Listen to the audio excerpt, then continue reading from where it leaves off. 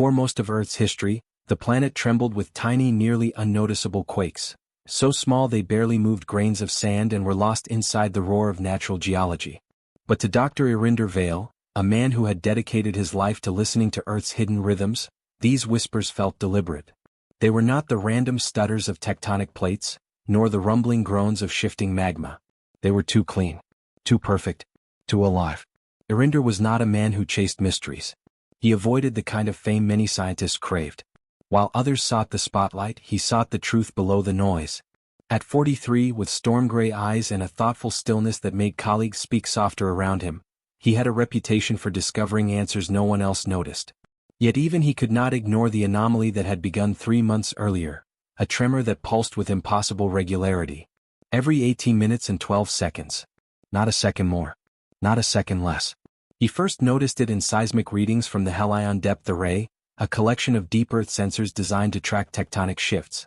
But when he isolated the pulse and ran it against historical data, he nearly dropped his tablet.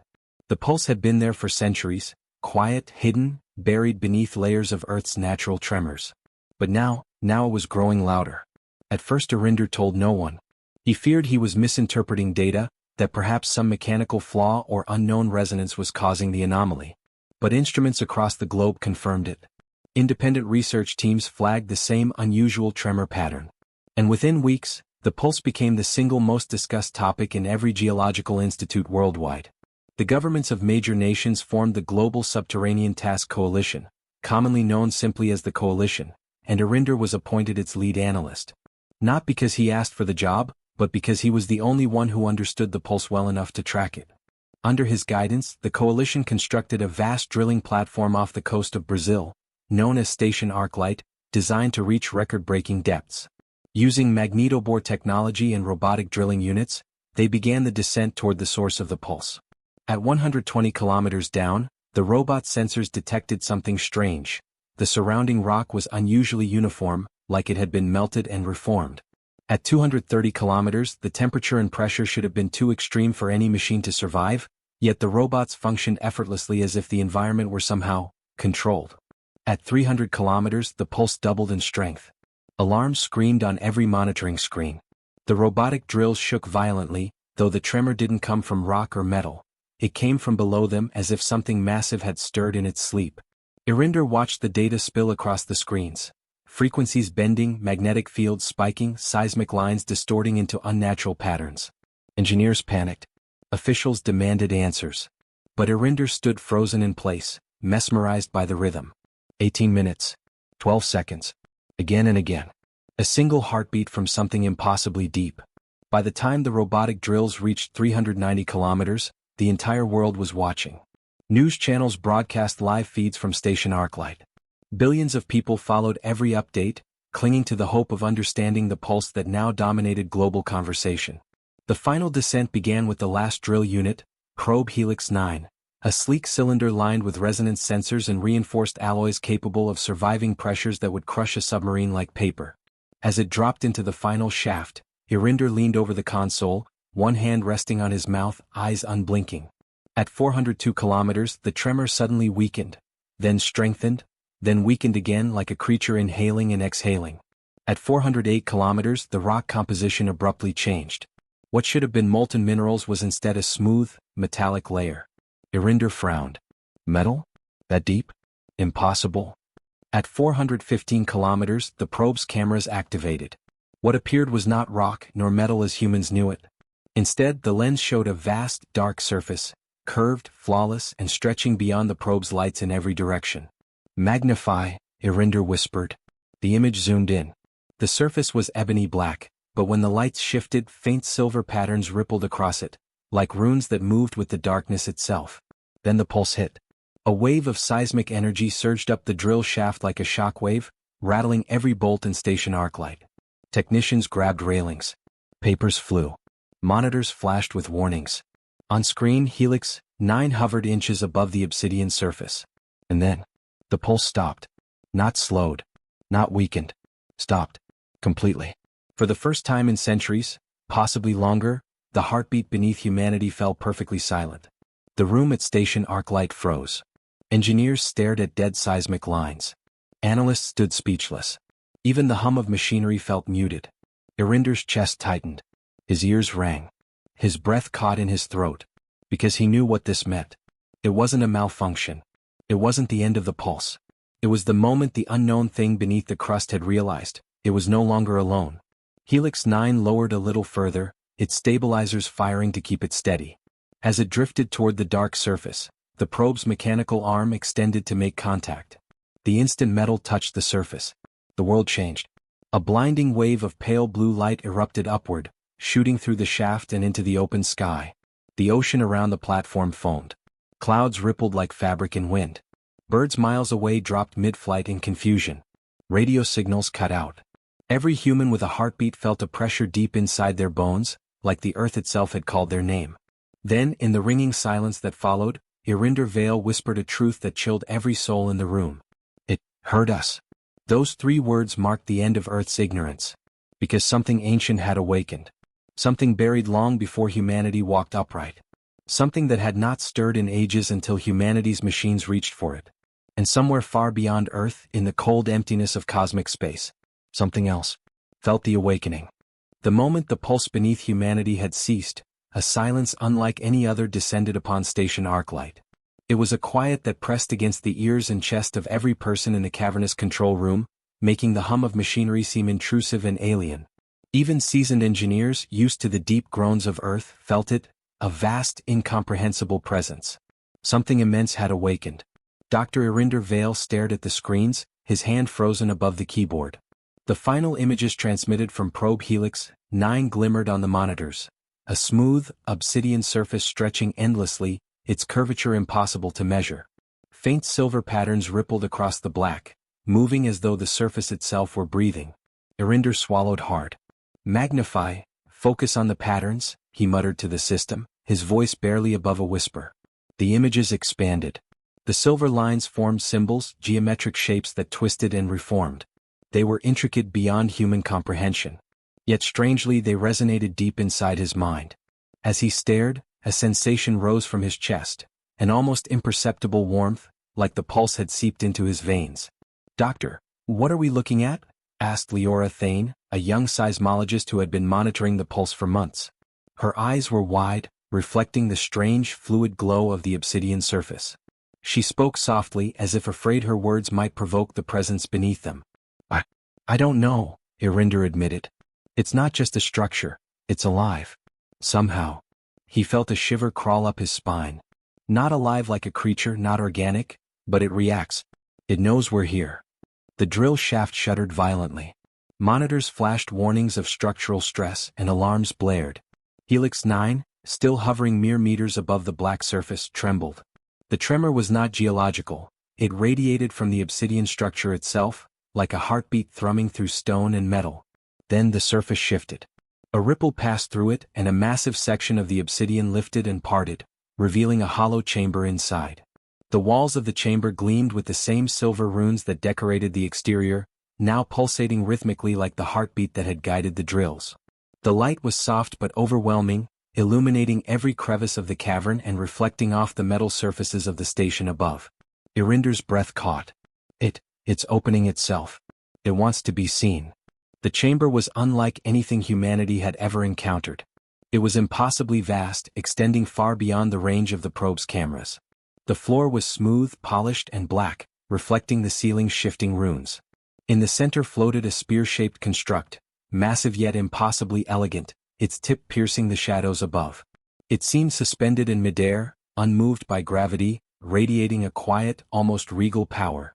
On its surface, the runes shifted one final time and aligned to form a single word, etched in silver light across the weapon's core. Galarich. The name reverberated in Irinder's mind without sound. He felt it as much as he heard it, ancient, infinite, and commanding. Kaelrith, he whispered, tasting the syllables like a warning. Something old, something from before humanity, had chosen to reveal itself. The word seemed to expand, reaching into every corner of his consciousness. Suddenly the chamber pulsed with light. Helix 9 sensors overloaded, screens flashed, and the ground beneath Station Arclight shook as a surge of energy raced upward. Every instrument on Earth registered it.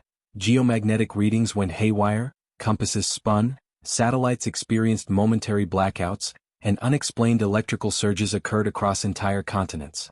Even pacemakers and sensitive electronics faltered as if the pulse of Kael'rith had reached out beyond the drill site. "Doctor, look at the readings," Leora gasped, pointing at the holographic projection. The energy wave had propagated far above the crust, spreading globally in a rhythm that mimicked the ancient pulse. The world was witnessing the awakening of something far beyond human understanding, and no one could stop it. Irinder's hand rested on the console. His mind reeled with both fear and exhilaration. He realized with an icy certainty that Kael'rith was no ordinary weapon. It was not a relic of humanity, nor of any known civilization. Its size, precision, and self-awareness suggested an intelligence older than Earth itself. And now that intelligence had become aware of humanity's presence, Helix 9's cameras zoomed closer. Within the depths of the chamber, the spear-shaped weapon began to shift. Sections rotated subtly as if measuring, testing, or awakening. A faint vibration traveled through the probe, resonating in Irinder's bones. The vibration was not destructive. It was deliberate, almost communicative. He whispered to himself, "It's alive. In a way we can't comprehend. It's waiting for something." Then the unthinkable happened. A faint projection of light appeared above Kael'rith, forming a three-dimensional hologram of distant stars and swirling galaxies. Irinder's eyes widened as the weapon displayed entire systems being consumed by shadowy forms, vast entities devouring planets, wiping out civilizations. The imagery was horrifying, but the clarity was terrifyingly precise. This weapon had fought these entities before. And somehow, it was showing humanity what it had witnessed. Leora stepped closer, her voice trembling. "Irinder, is it trying to warn us?" "Not just warn," he said, his voice low and steady. "I think it's assessing. Choosing. Seeing if we are capable." The pulse returned. Soft at first, then stronger. Helix 9 trembled as if pulled by an unseen force. This time, however, Irinder could sense a difference. The pulse was not the same as before. It was stronger, more deliberate, almost welcoming in its rhythm. Kael'rith had acknowledged humanity's presence, and it had responded. Across the globe, people reported odd phenomena. Electronic devices malfunctioned in unison. Lights flickered. Animals reacted strangely, displaying fear or reverence. Satellites recorded interference that no engineer could explain. Even from orbit, astronauts described a subtle but pervasive sensation, as if the planet itself were alive and aware. Irinder felt it most keenly. He placed his hand on the probe's control panel, and a strange warmth traveled up his arm. The weapon seemed to reach through the interface directly into his mind. He could not hear words, but thoughts and emotions washed over him. Ancient memory, knowledge of war, the weight of responsibility, and anticipation. Kael'rith was awake. Humanity had found it. And in finding it, they had awakened something in the universe itself. Something that had slept for eons, silently waiting for a civilization brave, or foolish, enough to reach for it. Irinder took a deep breath, trying to steady his racing heart. He realized one truth: the pulse beneath humanity had not been random. It had been a signal, a heartbeat waiting to recognize those who had grown capable of touching it. And now that recognition had occurred, he whispered almost reverently, "Kael'rith, we are here." And for the first time the world, unaware of the depths beneath their feet, felt the first tremors of an awakening that would change everything. Because somewhere, far beyond Earth, entities in the void took notice. The pulse that had once gone unnoticed across light years of space had flared into life. And the universe, it seemed, had gone silent in anticipation. The age of Kael'rith had begun. The moment Kael'rith awakened beneath Earth, the universe responded. Or more accurately, it fell silent. Across the globe, astronomers stared at their instruments in disbelief. Radio telescopes once filled with the constant hum of distant stars and galaxies recorded nothing. Not static.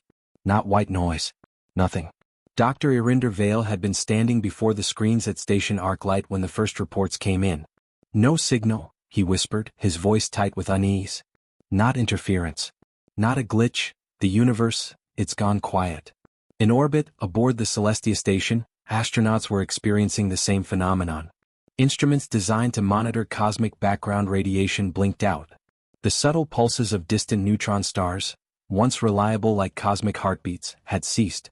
Even the soft hum of interstellar gas, the soundtrack of galaxies in motion, was gone. Silence reigned. Absolute, oppressive silence.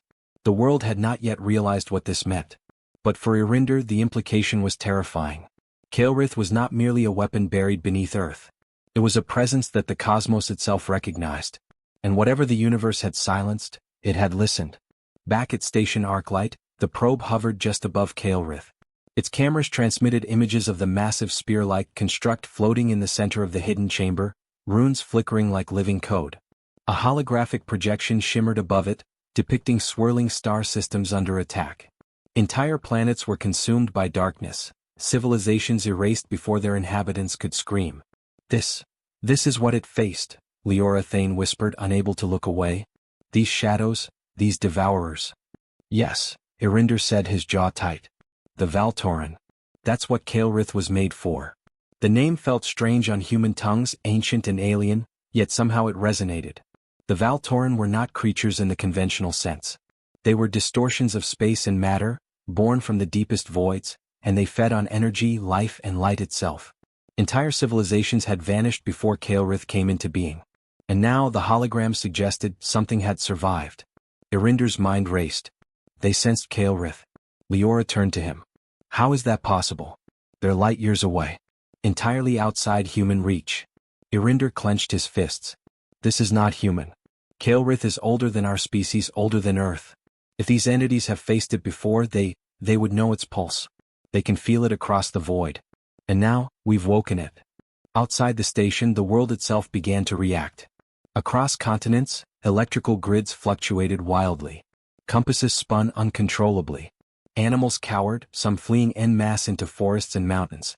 A strange, low-frequency vibration was detected underground, in rivers, and even in the bones of those sensitive enough to feel it. It was subtle, terrifyingly intentional, as if the planet were trembling in recognition of the ancient weapons stirring beneath its surface. In the months following Kael'rith's awakening, researchers began receiving reports from the edges of the known world. Amateur astronomers and deep space listening stations reported sudden drops in cosmic radiation, the disappearance of pulsars, and a strange blankness where galaxies should have been visible. The universe was not only silent, it was blank. Irinder watched the projections of Kael'rith, his pulse quickening. The hologram shifted, zooming in on a distant galaxy consumed by shadows, the Valtoran moving like living darkness across star systems. He could feel the urgency in Kael'rith's presence, an unspoken warning, a memory of battles fought and civilizations lost. We're not just looking at a weapon, Irinder said softly. We're looking at a sentinel. Kael'rith doesn't just destroy, it defends. Suddenly the chamber vibrated again, stronger than before. Helix 9's cameras wavered as if buffeted by invisible winds. The runes on Kael'rith flickered violently, sending waves of blue-white light across the chamber.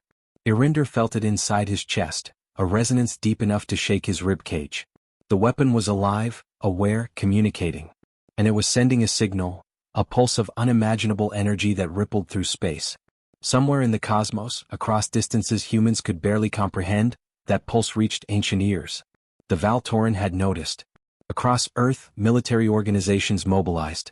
Satellites were prepped, nuclear arsenals stood on alert, and strategic global commands convened emergency meetings. But even as humans scrambled to respond, none understood what they were up against. Not fully. The enemy was not flesh and blood. It was not bound by conventional physics. It was a force that devoured, and it had sensed Kael'rith. On the station, Irinder's eyes were fixed on the holographic display. The images of destroyed worlds were terrifyingly clear. Planets stripped of atmosphere, stars collapsing unnaturally, entire civilizations erased without a trace. And then he realized the most chilling truth. These were not random attacks. The Valtoran were intelligent. They hunted systematically. They learned from every encounter. And now Kael'rith was awake. A low hum emanated from the chamber, vibrating through the air and ground. It was neither sound nor music, but a resonance felt more than heard. Leora shivered. It's communicating. Yes, Irinder said, his voice tight. I think it's telling us to prepare.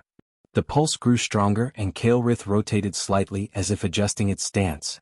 The hologram above it shifted again, showing star systems in synchronized motion, collapsing toward the dark forms of the Valtoran. A single thought struck Irinder with terrifying clarity. Kael'rith was warning humanity, yes, but also testing them. Could they rise to the challenge? Could they wield what it was willing to entrust to them? Then came the first direct evidence that the universe had taken notice. Satellites orbiting distant planets, far beyond Mars, began registering distortions in the fabric of spacetime. Light from distant stars warped and twisted in ways that defied explanation. Entire regions of the cosmos went dark for brief, inexplicable intervals. The Valtoran were moving. And they were moving fast. Irinder felt his chest tighten. He realized that humanity, for all its ambition, had no idea what it had just awoken. Kael'rith was a weapon of defense, yes, but it required a pilot, or a mind capable of understanding its power. Humanity had the weapon but not yet the wisdom. And somewhere beyond the edges of the galaxy, the Valtoran had paused. The pulse had reached them. The silence of the universe had been broken, and now, all waiting was over. Irinder whispered into the hushed control room almost to himself, "The stars, they've gone dark. And they're waiting." Station Arclight's alarms buzzed again as the pulse hit its peak. The hum of the Earth, once a subtle vibration, now resonated like a planet-wide heartbeat. Kael'rith was awake, aware, and preparing. The universe, it seemed, had no choice but to stop and listen. For the first time, humanity felt insignificant. And for the first time, humanity also felt a spark of hope. Because beneath the crust, deep in the silent heart of the world, Kael'rith waited, and Irinder Vale knew it was calling for a guardian. The age of human defiance had begun. The pulse of Kael'rith continued to resonate deep beneath Earth, a steady rhythm that Irinder could feel in his chest, even through layers of reinforced metal and rock. Every instrument on Station Arclight was straining to contain the readings, yet none of the sensors could fully capture what was happening. The weapon beneath them was not just alive, it was aware, and it had recognized him. Irinder had learned to trust instinct over data, and instinct now screamed a warning and a promise at once. Kael'rith was selecting. It had sensed his presence, his mind, his capacity to understand it. The other scientists were merely observers. To Kael'rith they were irrelevant. Leora Thane, standing beside him, looked puzzled and concerned.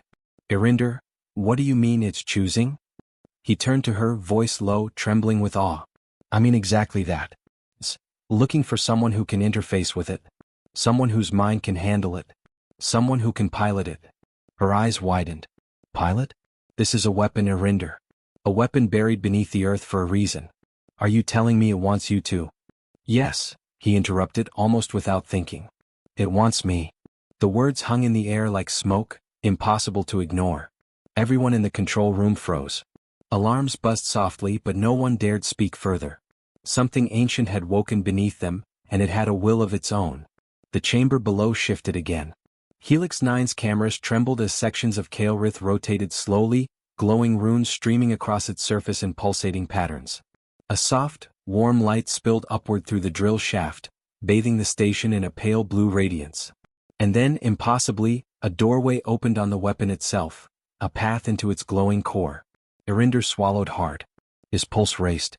He had never felt fear like this, but it was mixed with an overwhelming sense of inevitability. This was not a choice. Kael'rith had reached out and marked him. Humanity had unearthed a weapon of unimaginable power, and it had chosen a conduit. Him. "Irinder," Leora whispered, her voice trembling.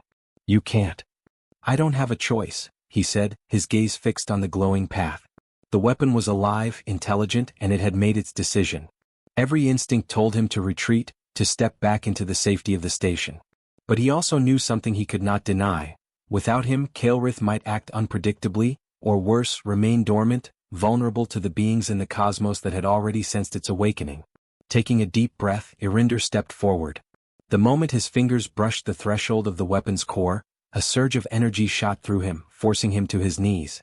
It was unlike anything he had ever experienced. A fusion of thought, memory, and sensation flooding his mind. He could see glimpses of worlds long destroyed, battles fought across galaxies, and a power older than Earth itself.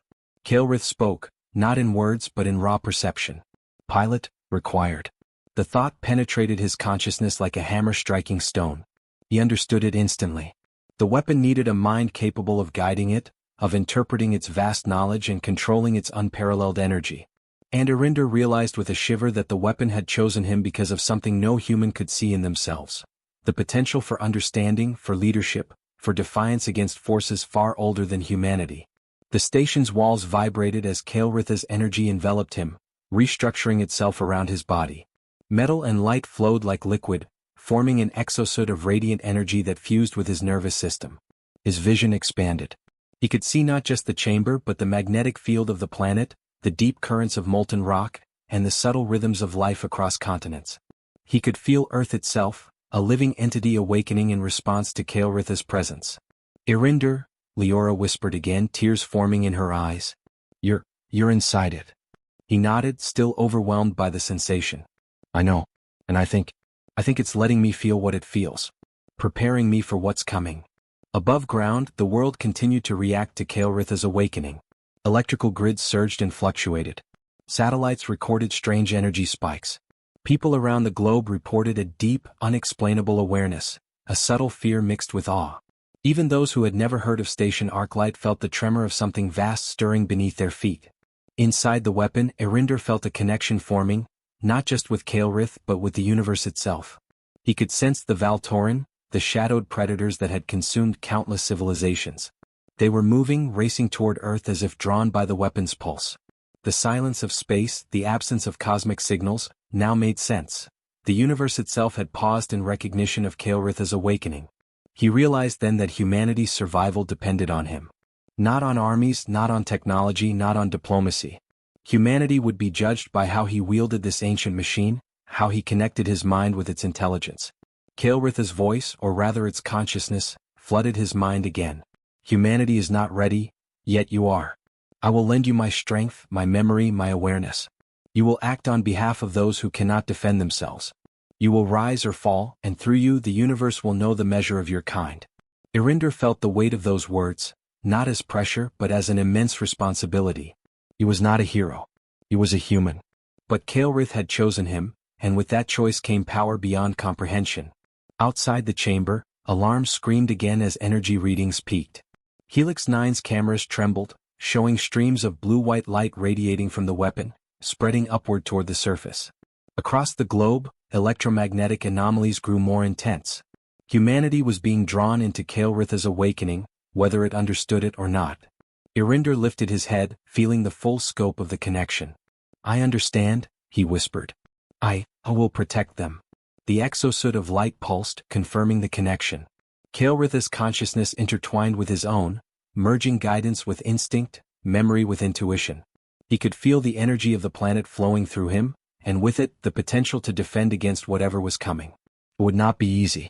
The Valtoran were approaching, relentless and intelligent. They had seen Kael'thas before. They would not hesitate. But for the first time humanity had a chance. Not just a weapon, not just a hope, but a mind capable of wielding the weapon. And that mind belonged to a human. Irinder Vale. Beneath the crust, Kael'thas pulsed brighter, acknowledging its new pilot. Humanity had awakened an ancient guardian, and now the age of defiance had truly begun. Above, the world was unaware. Below, something ancient stirred, preparing for war. And far beyond, in the silent depths of space, entities older than stars had felt the awakening and began to move. The universe had taken notice. And Earth, for the first time, was ready to answer. Irinder Vale could feel it before anyone else did. From deep within Kael'thas, a sensation spread through his mind. The Valtoran were coming. Not slowly, not as distant shadows. They were moving with purpose, drawn by the pulse of the awakened weapon beneath Earth. Station Arclight trembled as the first signs of their arrival manifested above the planet. High-altitude satellites detected anomalies in the atmosphere. Shadows drifting faster than wind, clouds bending unnaturally, and electromagnetic storms forming where none should have existed. Even the most advanced military radars were scrambling, unable to classify the readings. "They're here," Irinder whispered, his voice taut. He felt Kael'thas respond, the weapon's energy flowing into him like liquid fire. Its consciousness was calm, precise, prepared, but also warning him. Outside the drill platform, the sky darkened unnaturally. From orbit, astronauts aboard the Celestia station described something impossible. Immense orbs of darkness, each larger than cities, moving across continents, shifting the very air. Light bent around them like water, swallowed by their presence. They were alive, sentient, and hungry. The Valtoran had arrived. Irinder activated Kael'thas fully, stepping deeper into the glowing exosuit that had become part of his very being. He could feel the weapon moving in harmony with him, anticipating, calculating, responding. The runes along its spear-shaped body pulsed in synchronization with his heartbeat. Together they were ready, or as ready as humanity could ever be. Above ground, the first devourers made contact. Massive orbs hovered over cities, dark tendrils reaching toward the surface, absorbing electricity, consuming light. Entire city blocks plunged into shadow as streetlights, power grids, and electronics failed. People ran in panic, screaming as strange pressure waves rippled outward. Even the oceans responded. Tides rose and fell violently, as if the planet itself recoiled from the invasion. The military scrambled to respond. Jets streaked across the skies, missiles fired, but every weapon seemed useless. Bullets vanished in the shadows, and explosions dissipated before they could reach the Devourer's forms. Humanity's technology, advanced as it was insignificant against the creature's power. Irinder felt Kael'thas's pulse quicken. This is not a warning. This is the test. The weapon surged, energy spiraling upward through the drill shaft, forming a column of white-blue light that pierced the atmosphere. Kael'thas lifted from its chamber, emerging from beneath the earth like a giant of legend, trailing arcs of radiant energy. The Devourers reacted immediately, swarming toward the rising weapon. Shadows collided with light in a display that defied physics. Energy waves and gravity distortions sent debris raining down across cities. The first clash was catastrophic. A single Valtoran touched Kael'thas's energy field, and vanished in a pulse of pure white light, leaving nothing behind. Irinder's consciousness intertwined with Kael'thas's fully now. He could feel the strategy forming within the weapon: anticipate, absorb, strike. The Devourer's attacks were calculated, but Kael'thas was older, wiser, faster. Every movement of the enemy was met with a precise counter. Yet for every Valtoran destroyed, more arrived. Shadows streamed from the dark sky like a river of ink, rising higher, expanding wider. Humanity below could only watch in terror. Even the largest military response was meaningless against the tide of darkness descending. Irinder realized the truth: humanity could not fight this battle directly. They could only survive while Kael'thas engaged the enemy. And survival depended entirely on him, on his mind, his decisions, his ability to merge with the weapon. He shouted into the connection, his voice resonating across Kael'thas's systems. We protect them. All of them. The exosuit responded immediately. Energy flared, forming luminous blades along the spear-shaped frame. Kael'thas moved as though alive, dodging, striking, absorbing attacks. The first wave of Devourers dissolved under the weapon's assault, their forms unraveling into streams of void. From orbit, the event was visible as a streak of white light piercing the atmosphere, like a comet battling the night sky. Billions watched in awe and terror.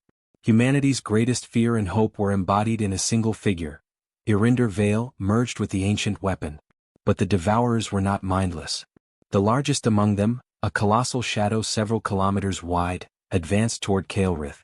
Its presence alone bent gravity, and the pressure waves shattered glass and concrete in nearby cities. Irinder could feel it probing Kael'thas's defenses, testing the limits of both the weapon and himself. Kael'thas pulsed, feeding energy into the exosuit.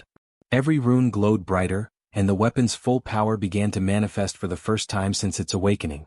Irinder lifted the spear, and a lance of white-blue energy shot forth, colliding with the massive Devourer. The force of the strike created a shockwave that rippled across the surface, leveling forests and raising clouds of dust that blocked the sun.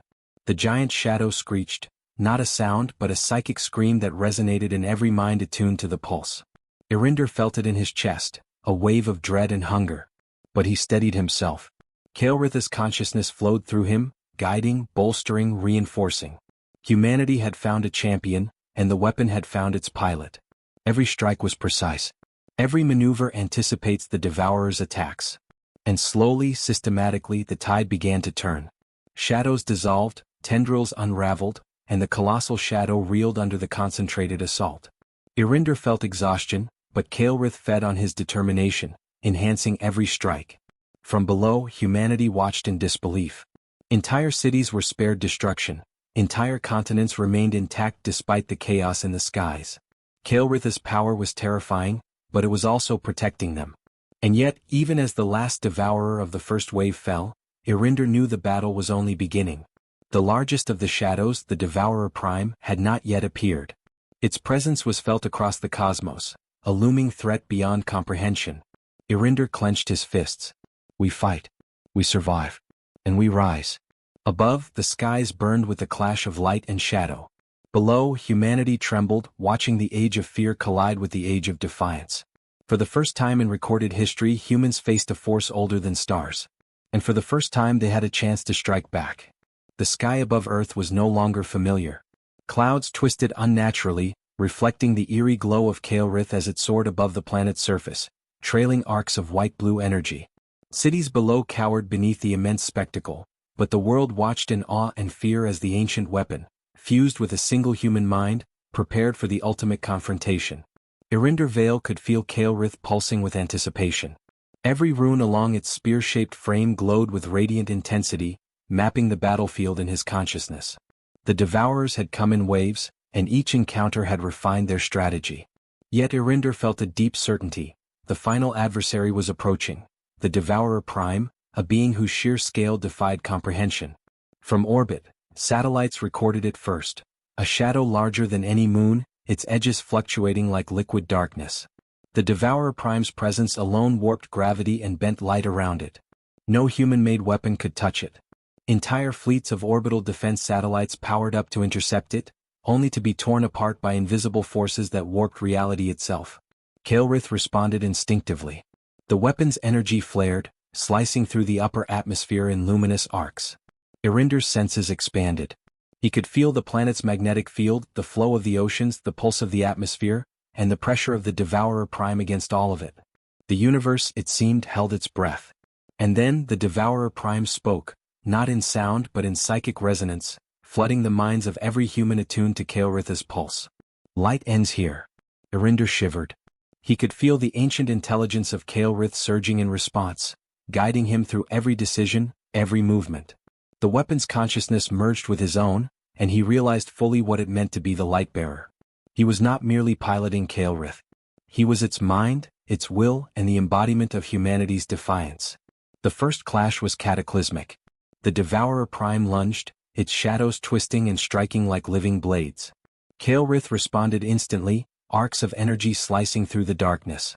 The collision generated ripples of light that extended into space, visible to the world below.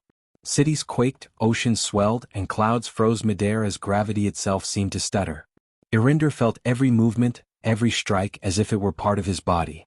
Kael'rith's spears of energy tore through the Devourer Prime's limbs, each impact unraveling shadow and twisting reality. Yet for every strike, the creature adapted, forming new appendages from the void. It was a battle of will as much as strength, a war fought across dimensions and only one could impose its order. Focus. Irinder shouted into Kael'rith's mind. We are more than fear. We are light. Energy poured from the weapon, expanding into massive wings of radiant power. Each movement carried precision that humans could not comprehend.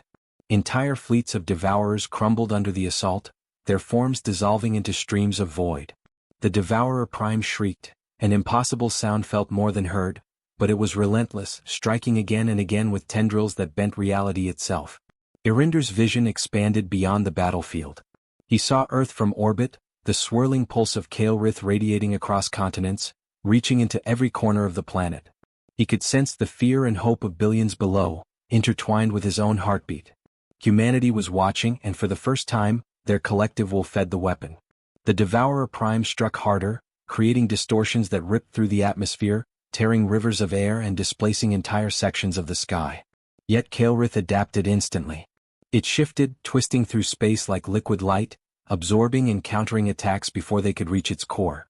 Irinder felt the memory of ancient battles flow through Kael'rith, the wars it had fought, civilizations it had defended, countless encounters with shadows far older than stars. The lessons were immediate, intuitive. He struck in tandem with the weapon's centuries of experience, unleashing a barrage of energy that fragmented the Devourer Prime's form. For a moment, time itself seemed to pause. The creature reeled, and the universe exhaled a collective hush. And then, the final strike. Irinder focused every ounce of his mind, every shred of willpower, into the weapon. Kael'rith responded, forming a lance of concentrated light, pure energy condensed from the fusion of human determination and ancient intelligence. He drove it into the heart of the Devourer Prime. The explosion of light was blinding, tearing across the sky, obliterating shadows, and unraveling the very essence of the Devourer Prime. Reality trembled. Time bent. And then, silence. Absolute, perfect silence. Irinder hovered above Earth, breathing heavily, feeling the immense calm settle over him. The remaining Devourers had fled or dissolved. The skies cleared. The oceans settled. The clouds drifted naturally once more. Humanity had survived. Kael'rith pulsed softly now, a heartbeat of light resonating with the planet. Irinder stepped back mentally, detaching slightly from the weapon. He realized what had happened. The Devourer Prime had been defeated but not destroyed in the way humans destroyed things. It had been unraveled, its essence scattered across the void, a warning to any who would challenge light again. Across the globe, people emerged from shelters and stared at the calm sky, unaware of the cosmic battle they had survived. They had witnessed the impossible and yet understood nothing of what had just occurred. Irinder lowered Kael'rith back toward the earth, feeling the weapon's acknowledgement of his mastery. Its consciousness intertwined with his own, yet it radiated a message. Humanity can rise. Humanity can endure. The Light-Bearer is among you. And in the void of space, distant civilizations listened. They had watched the pulse, the awakening, the battle, and the victory. Earth was no longer a quiet, insignificant planet. It had a champion, a guardian forged from human will and ancient power. For the first time in recorded history, the universe feared humanity. And it respected them. The aftermath was almost unreal. Earth's skies cleared, oceans settled, and the cities, though scarred, were alive. Humanity had survived the Devourer's onslaught, though few understood how close the world had come to annihilation. To billions, it had seemed like a cosmic miracle. To Irinder Vale, it had been the culmination of centuries of preparation, instinct, and courage. Kael'rith hovered above its hidden chamber, radiant and powerful, yet calm. Its pulses were steady now, a heartbeat in perfect rhythm with the planet itself. The weapon had tested humanity, and its pilot, and now it was ready to rest. Irinder floated in the exosuit of radiant energy, feeling the pulse slow, the vast consciousness of Kael'rith receding gently into dormancy. The weapon had not abandoned him, nor humanity. Its awareness lingered, a vigilant guardian beneath the crust, waiting for the next threat, patient beyond human understanding. Leora Thane, still at the station, watched him through the monitoring screens. "It's sleeping?" she whispered, awe and relief mingling in her voice. Irinder nodded, feeling the calm wash over him. "For now. It will awaken again if the universe requires it. And when it does, it will call me, or someone else who is ready." Kael'rith does not forget, and it does not err. Above ground, humanity slowly began to comprehend what had occurred. Power grids stabilized, communication networks returned, and satellites resumed orbit. People stepped outside, unsure what to say, unsure what to believe, yet all feeling a deep, unexplainable connection to the planet beneath their feet. Across continents, humanity had survived a trial not even their most advanced technology could handle. And though few knew the details, they sensed the protection of something vast, intelligent, and benevolent. Irinder descended carefully, feeling Kael'rith guide him back toward the drill chamber. The weapon's runes glowed softly, a lullaby of energy and light. Beneath the earth, the chamber was serene. Helix 9's lights reflected off the black obsidian walls, and the spear-shaped form of Kael'rith rested like a sleeping sentinel. He reached the control platform, removing the exosuit interface. The weapon's consciousness lingered in his mind, a warm, steady presence. "You have done well," it communicated silently, not in words but in sensation. "You have upheld the balance. Humanity endures. You are its witness and its champion." Irinder bowed his head in respect. "I will not forget. We will not forget." The following weeks were a blur of reconstruction. Humanity began to rebuild, cities healing faster than anyone could have predicted. Scientists, engineers, and leaders came together in ways previously impossible, inspired by the near catastrophe they had survived. The awareness of Kael'rith's existence became humanity's greatest secret and, simultaneously, its greatest inspiration. Irinder spent his time between the surface and the depths, maintaining the connection with Kael'rith. He could feel the heartbeat beneath earth, steady, calm, watching. Sometimes he would meditate beside the drill chamber, feeling the weapon's awareness ripple through his mind, reminding him that humanity had survived because it had grown capable. The Devourers had vanished, for now. But the universe remained vast, filled with entities older and more powerful than humans could imagine. Kael'rith's presence ensured survival, but it also carried a warning. Humanity had been given a chance, but the trials were far from over. Irinder looked to the sky one evening, watching stars glimmer in the calm night. He thought of the distant reaches of the cosmos, of shadows and devourers lurking in the void, waiting. And yet, for the first time, he felt a quiet pride. Humanity had survived the impossible. Against incomprehensible odds, they had endured. Leora joined him, standing beside the observation window of Station Arclight. "Do you think it will wake again?" she asked softly. Irinder nodded, a faint smile crossing his face. Yes. And when it does, we will be ready. Not because we have the power, but because we have the courage to rise to it. Outside, the earth pulsed gently, its heartbeat synchronized with Kael'rith, a silent guardian sleeping beneath. The planet had been scarred but had survived. Humanity had been tested, and for the first time, they understood their potential, not as conquerors but as defenders, capable of defiance and resilience even in the face of the universe's oldest threats. The weapon beneath the earth had awakened, tested its pilot, defended the planet, and now it rested. But humanity would not forget. Stories spread quickly, not in exact detail but as myth and legend. A luminous spear that had defended the world, a chosen human who had risen with it, and the pulse beneath the earth that ensured survival. Irinder Vale stood silently, feeling the connection one last time before leaving the chamber. Kael'rith pulsed softly beneath him, a heartbeat in perfect rhythm with life itself. "We endure," he whispered to the weapon. And beneath the earth, Kael'rith responded, not in words but in resonance, a pulse that carried across continents, across oceans, and into the hearts of every living being on the planet.